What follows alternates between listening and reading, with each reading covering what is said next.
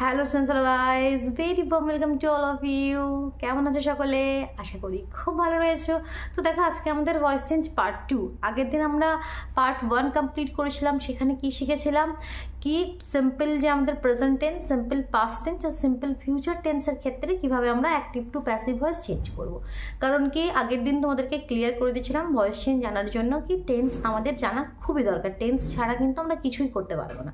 তো আগের ভিডিওটা অবশ্যই দেখে নাও। এই ভিডিও ডেসক্রিপশন বক্সে আমি লিঙ্কও দিয়ে দেবো, অসুবিধা হলে সেখান থেকে তোমরা খুব ইজিলি পেয়ে যাবে।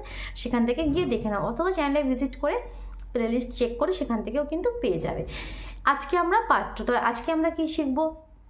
আজকে আমরা জানবো কন্টিনিউয়াস টেন্স, সেটা প্রেজেন্ট কন্টিনিউয়াসের ক্ষেত্রে, পাস্ট কন্টিনিউয়াসের ক্ষেত্রে এবং ফিউচার কন্টিনিউয়াসের ক্ষেত্রে। তিনটি টেন্সের যে কন্টিনিউয়াস পার্টটা আজকে আমরা কমপ্লিট করবো। চলো তাহলে সুন্দরভাবে আমরা স্টার্ট করি। তোমরা নোট করে নাও, কেমন লিখে নাও। দেখো, তাহলে আজকে আমরা স্টার্ট করছি present continuous, past continuous, future কন্টিনিউয়াসে যদি আমাদের অ্যাক্টিভ ভয়েস থাকে তাহলে সেটা প্যাসিভ ভয়েসে কীভাবে চেঞ্জ করবো। তো সবার প্রথমে সেন্টেন্স দেখে বুঝবো কীভাবে এটা প্রেজেন্ট কন্টিনিউয়াসে আছে কি পাস্ট কন্টিনিউয়াসে কি ফিউচার কন্টিনিউয়াসে আছে।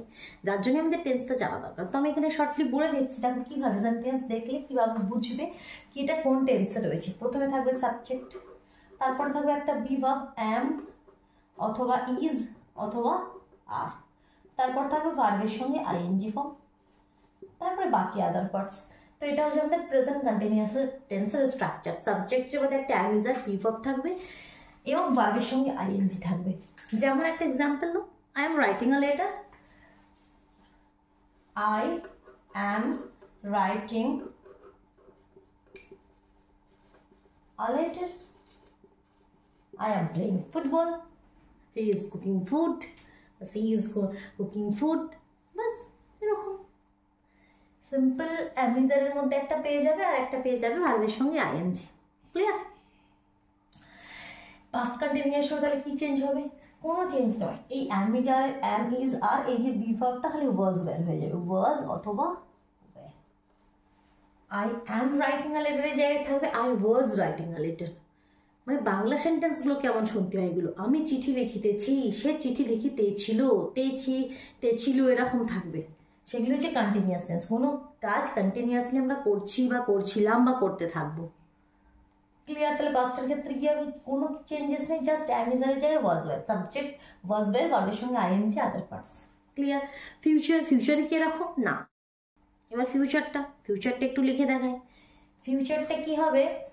সাবজেক্টের পরে শ্যাল বি উইল বি আসবে, একটু আলাদা ফিউচারটা। সাবজেক্টের পর শ্যাল বি অথবা উইল বি আসবে, তারপরে ভার্বের সঙ্গে আইএনজি ফর্ম, তারপরে আদার পার্টস, একটু আলাদা। ক্লিয়ার? তো সাবজেক্টের পরে আমাদের কি আসবে? একটা শ্যাল বি উইল বি। যেমন যদি এটা দিয়েই বলি, I shall be writing a letter, we shall be playing football. চলো এবার প্যাসিভ ভয়েসে চেঞ্জ করে দেখি। এটা তো অ্যাক্টিভের কথা হলো। এরকম থাকলে আমরা চেঞ্জ এবার কীভাবে করব? তো চেঞ্জ যেমন I am writing a letter, আমি একটি চিঠি লিখে দিয়েছি, এটা বাংলায় বললে ভয়েস চেঞ্জ করে প্যাসিভ ভয়েসে চেঞ্জ করলে কীভাবে হবে? চিঠিটি আমার দ্বারা লেখা হইতেছে, এটাই তো হবে। তাহলে আমাদের ভয়েস চেঞ্জের ফার্স্ট রুলটাই আমরা আগের দিন ক্লিয়ার করেছিলাম কি? এটা আমাদের সাবজেক্ট, এটা বি ভার্ব, এটা মেন ভার্ব, এটা অবজেক্ট। তাই তো অবজেক্ট সাবজেক্ট হয়ে আসবে সবার প্রথমে। তো সবার প্রথমে আমরা কি লিখবো? A letter. এটাই তো আমাদের ভয়েস চেঞ্জের ফার্স্ট রুল, কি সাবজেক্ট অবজেক্ট হবে, অবজেক্ট সাবজেক্ট হবে। ফার্স্টেরটা লাস্টে যাবে, লাস্টেরটা ফার্স্টে আসবে। একদম সিম্পল বাংলা ভাষায় বুঝে নাও। তাহলে কি আ লেটার সবার প্রথমে এসে গেল, আ লেটার। তারপর কি হবে? একটা বি ভার্ব লাগাতে হবে। এখানে লেটারের সঙ্গে তো অ্যাম আর হবে না, ইজ হবে। আ লেটার ইজ, এখানে মেন জিনিস হচ্ছে being, বিইআইএনজি।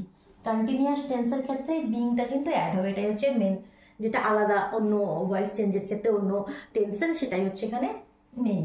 A letter is being, তারপর সিম্পল ভার্বের কি হয় আমাদের থার্ড ফর্ম রিটেন,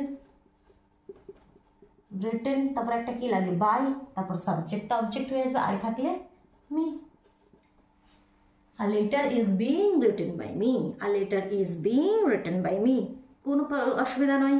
ঠিক এটা যদি পাস্ট টেন্সে থাকতো, আ লেটার, এখানে যদি আই ওয়াজ থাকতো তাহলে এটা কি হয়ে যেত? A letter was being written by me. কিছু চেঞ্জ হতো না, শুধুমাত্র বি ভার্ব চেঞ্জ হতো, অ্যামিজারে চাই আমি ওয়াজ হয়ে যায়, তো সেক্ষেত্রে সেটাই চেঞ্জ হতো, আর কোনো চেঞ্জই হতো না। যেমন আরেকটা, যদি কোনো প্রশ্ন করে থাকি, are they playing football, are they playing football, প্রশ্ন করছি। কেমন প্রশ্ন? কি তারা কি ফুটবল খেলিতেছে? Are they playing football, present continuous, কারণ কি অ্যামিজারটা উঠে প্রথমে চলে এসেছে, তারপর সাবজেক্ট হিসেবে আমি প্রশ্ন করছি আর দে প্লেইং ফুটবল, তাহলে সেক্ষেত্রে ভয়েস চেঞ্জ করলে কিভাবে লিখবো? তো সেম লিখবো, এখানে অবজেক্ট প্রথমে আসে তারপর বি ভার্ব আসে, তো আগে বি ভার্ব আসবে তারপর অবজেক্ট আসবে। ফুটবল আগে আসার কথা, কিন্তু ফুটবল আগে না আসে আগে কি আসবে বলো?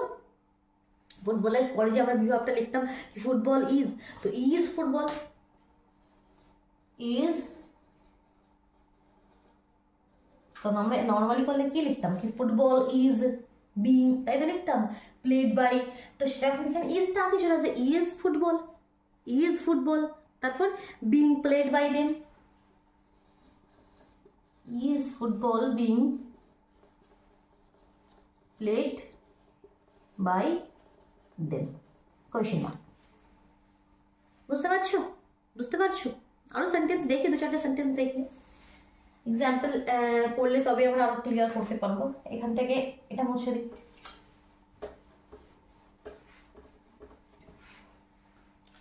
যেমন আরেকটা পাস্টে লিখি, Rina was not cooking food, Rina was not cooking food, ঠিক নেগেটিভ সেন্টেন্স একটা নিয়েছি, Rina was not cooking food, Rina was cooking ফুডের জায়গায় ওয়াজ নট নিয়েছি, তো এটার প্যাসিভ ভয়েস করলে কি করবো? এটা পাস্ট টেন্স আছে, পাস্ট কন্টিনিউয়াস, বুঝতে পারছো ওয়াজ দেখি ভার্বের সঙ্গে আইএনজি, ঠিক? তাহলে কি হয়ে যাবে? ফুড, সবার প্রথমে কি এই যে অবজেক্ট সেটা সাবজেক্ট হয়ে গেল ফুড, তারপর আমরা কি হয় তারপরে একটা বি ভার্ব, তো ফুড ওয়াজ হবে কি ফুড ওয়াজ, তারপরে বিং, তো বিংটা না দিয়ে একটা নট আছে তো নটটাকে দিয়ে দেবো, food was not being cooked by Rina. Clear? বোঝা গেল? কত ইজি, কত ইজি। টেন্সটা জানা থাকলে কিন্তু ভয়েস চেঞ্জ একদম তোমাদের খুব ইজি লাগবে, জাস্ট একটু প্র্যাকটিসের দরকার আর টেন্সটা ভালোভাবে ক্লিয়ার রাখা দরকার। একটা ফিউচার টেন্স এক্সাম্পল নিয়ে দেখি, we shall be playing football, suppose আমি লিখছি we shall be playing, we shall be playing football, মানে কি আমরা ফুটবল খেলতে থাকিব, পরে ফিউচার টেন্সে কোনো কাজ করতে থাকিবে, we shall be playing football, তাহলে কি হয়ে যাবে? ফুটবল সবার প্রথমে চলে এলো ফুটবল, তারপর কি ওই শ্যাল বি অথবা উইল বি যে একটা বি ভার্বের এক্ষেত্রে সেটা লিখবো, তো ফুটবল শ্যাল বি, তারপর একটা বিং, তারপর played, football shall be being played by, কি আছে এখানে উই, উই থাকলে আস। বলছি এটা লিস্টটা মুখস্থ করে নিতে পারো, অথবা এটা নর্মালি আমরা একটা কমন সেন্স কি football shall be being played by we, তো কখনোই আমরা লিখবো না, তো সেটা যখন অবজেক্টে যাবে তো সেটা আমাদের আস লিখতে হবে, football shall be being played by us. Clear? বোঝা গেল? কোনো কনফিউশন রইল না আশা করি? অসুবিধা হলে অবশ্যই কমেন্ট বক্সে জানাও। কেমন? নেক্সট আমরা ভয়েস চেঞ্জের পার্ট 3টা ক্লিয়ার করবো। কেমন? চলো তাহলে আজকের মতন টাটা।